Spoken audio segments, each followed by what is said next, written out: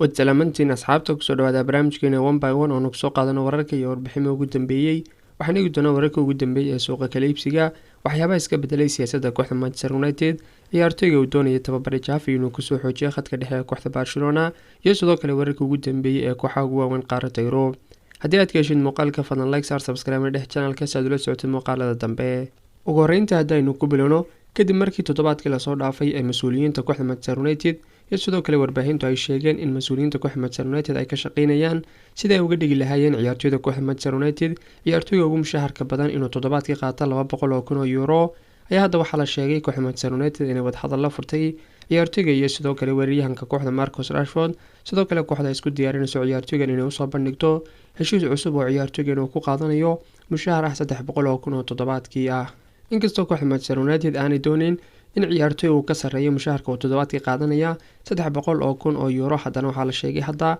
in ciyaartoyga Marcus Rashford ay kooxdu usoo bandhigtay heshiis kordhin. inkastoo markii hore ay jireen kooxda Manchester United ciyaartoy badan oo mushaharka badan 300,000 qaadanayay, una ka mid ah ciyaartoyga iyo sidoo kale weeraryahankii kooxda u ciyaaray Alexis Sanchez kaasoo toddobaadkii qaadanaya 500,000 oo euro, ayaa haddana waxaa jiray iyaguna ciyaartoy kale oo mushaharra badan qaadanayay, ayna ka mid ahaayeen ciyaartoyda hore ee kooxda u ciyaari jiray kuwaasoo kale ahaa Paul Pogba iyo sidoo kale ciyaartoyga ugu dambeeyay ee Cristiano Ronaldo. iyadoo ay taasi jirto, haddana ciyaartoyga ugu mushaharka badan kooxda Manchester United hadda ayaa waxa uu yahay goolahyaha kooxda ee David De Gea kaasoo toddobaadkii qaata 375,000 oo euro. balse kooxda Manchester United ayaa waxay isku dayi doontaa inay hoos u dhigto qiimaha sidoo kale mushaharka uu qaato David De Gea oo ay ka dhigto 300,000 oo euro. inkastoo markii hore la sheegayay kooxdu inay isku dayday ama ay sheegeen mas-uuliyiinta kooxdu inay doonayaan tababare Ten Hagna uu adkeeyay arrinkaas in kooxdu ciyaartoyga ugu mushaharka badan uu noqdo mid qaato toddobaadkii 200,000 oo euro.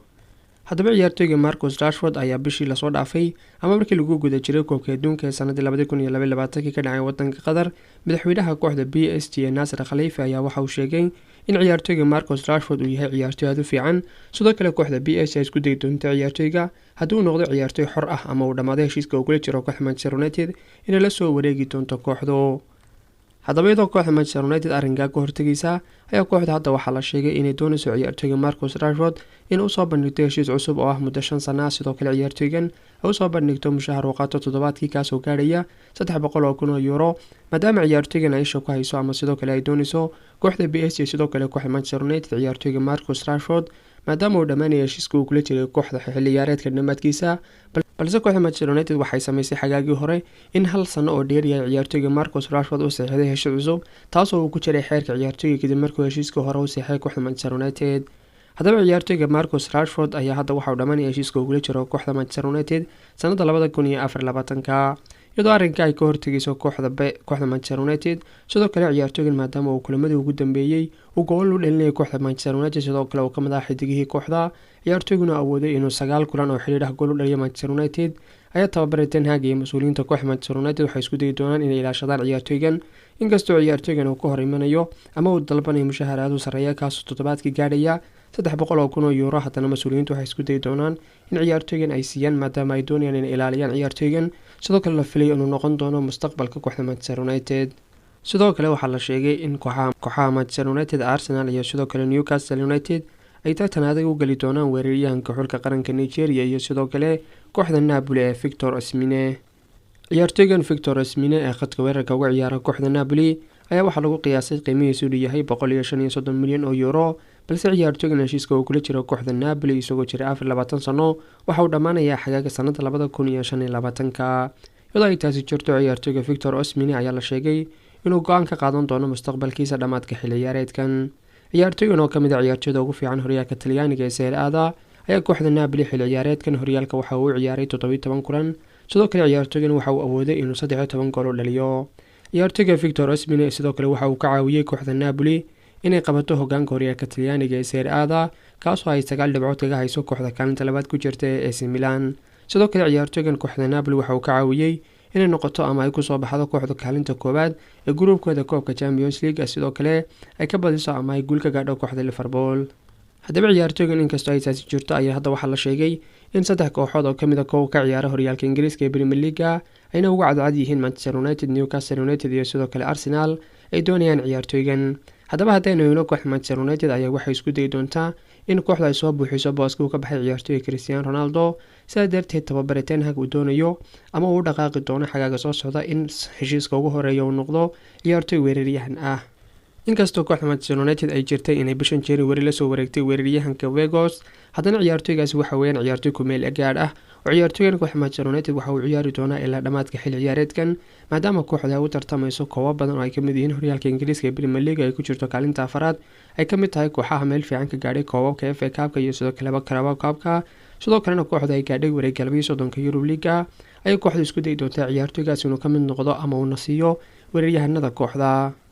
dhinaca kale kooxda Arsenal oo ay doonaysay weeraryahan inay la soo wareegto, sidoo kale kooxdan lagala wareegay ciyaartoyga ugu qorshaysnaa ay la soo wareegi rabtay ama ay sidoo kale isha ku haysay toddobaadyadii la soo dhaafay ee Michael Mudryk, kaasoo isaguna dhawaan ku biiray kooxda Arsenal. ayaa hadda waxaa suuragal ah in kooxda Arsenal ay ciyaartoyga u dhaqaaqdo ay la soo wareegto maadaama ciyaartoyga Gabriel Jesus uu dhaawac ku maqan yahay. sidoo kale ciyaartoygan la filayo inuu dhaawac kaga maqnaan doono kooxda Arsenal ilaa bisha labaad. haddaba sidoo kale iyaguna waxaa tartanka ku jira kooxda Newcastle United oo doonaysa ciyaartoyga Victor Osimhen inay la wareegto, inkastoo tartan adag ay kala kulmi doonto kooxaha Arsenal iyo Manchester United. waxaana la filayaa kooxaha Manchester United iyo Arsenal inay yihiin labada kooxood ee ugu dhow kuwaasoo la soo wareegi kara ciyaartoygan, maadaama kooxda Manchester United ay doonayso ciyaartoygii buuxin lahaa booska uga tagay Cristiano Ronaldo. sidoo kale ciyaartoyga Weghorst uu yahay ciyaartoy ku meel gaar ah kaasoo amaah ugu ciyaari doona kooxda Manchester United ilaa dhamaadka xilli ciyaareedkan, halka kooxda Arsenal laftooda ay doonayso weeraryahan, balse kadib markii lagala wareegay ciyaartoyga Michael Mudryk ay doonayso kooxda hadda inuu dhaqaaqdo weeraryahan cusub kaasoo noqon karaya weeraryahanka kooxda Napoli iyo sidoo kale xulka qaranka Nigeria ee Victor Osimhen. dhinaca kale kooxda Barcelona oo isku dayeysay inay ka faa'iideysato ama ay la soo wareegto ciyaartoy kuwaasoo ka kala ciyaara khadka weerarka iyo sidoo kale khadka dhexe, ayaa waxaa la sheegay kooxda Barcelona hadda inay doonayso ciyaartoyga iyo sidoo kale weeraryahanka kooxda Atletico Madrid ee Yannick Carrasco iyo ciyaartoyga khadka dhexe uga ciyaara kooxda Inter Milan ee Marcelo Brozovic.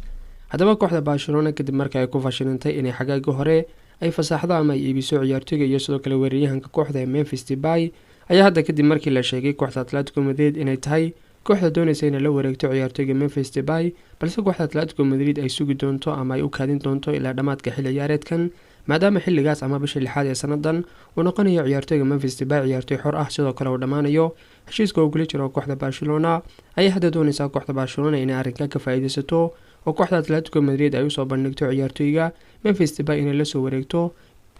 taa beddelkeedana ay ciyaartoyga Yannick Carrasco ee khadka weerarka uga ciyaara kooxda Atletico Madrid ku wareejiso.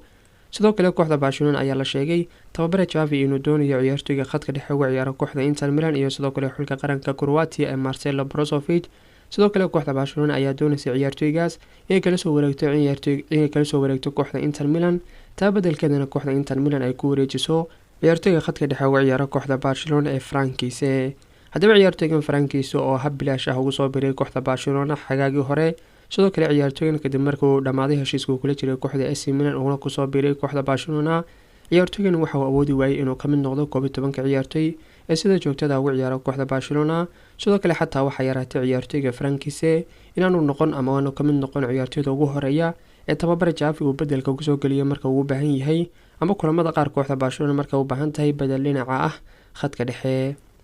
haddaba ilaa hadda ma jirto wax rasmi ah oo kooxda Barcelona ay ka gudbisay labadan ciyaartoy, balse way qorsheynayaan mas'uuliyiinta kooxda Barcelona in ciyaartoyga Memphis Depay oo lala xiriirinayay kooxda Atletico Madrid ay kaga soo bedeshaan ciyaartoyga Yannick Carrasco, sidoo kale kooxda Inter Milan ay kaga soo bedeshaan ciyaartoyga Frankiise ciyaartoyga khadka dhexe uga ciyaara kooxda ee Marcelo Brozovic.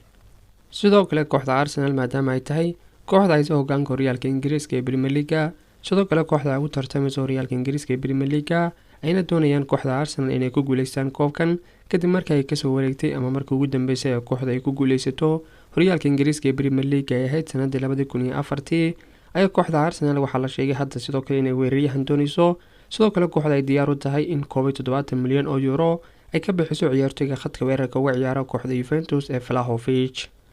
ciyaartoygan Vlahovic ayaa waxaa jiray in kooxda Arsenal ay isku dayday xagaagii hore markii uu ciyaartoygu u ciyaari jiray kooxda Fiorentina, balse ciyaartoygu waxa uu doortay kooxda Juventus oo ku biiray xilligaas, inkastoo kooxda Arsenal uu ku soo biiray kadib markii ciyaartoygaas ka soo niyad jabtay ciyaartoyga Gabriel Jesus. haddana ilaa bishii Oktoobar tababare Mikel Arteta waxa uu isku dayay inuu soo xoojiyo kooxda Arsenal. sidoo kale kooxda Arsenal waxaa jiray ciyaartoy kale oo ay doonayso kuwaas oo ka mid ahaa Mikhail Modric iyo ciyaartoy kale, balse ciyaartoygaasina waxa uu ku biiray kooxda Chelsea, halka ciyaartoyda Trossard, Wilfried Zaha iyaguna ay ka mid ahaayeen ciyaartoydii miiska u saarnaa kooxda Arsenal.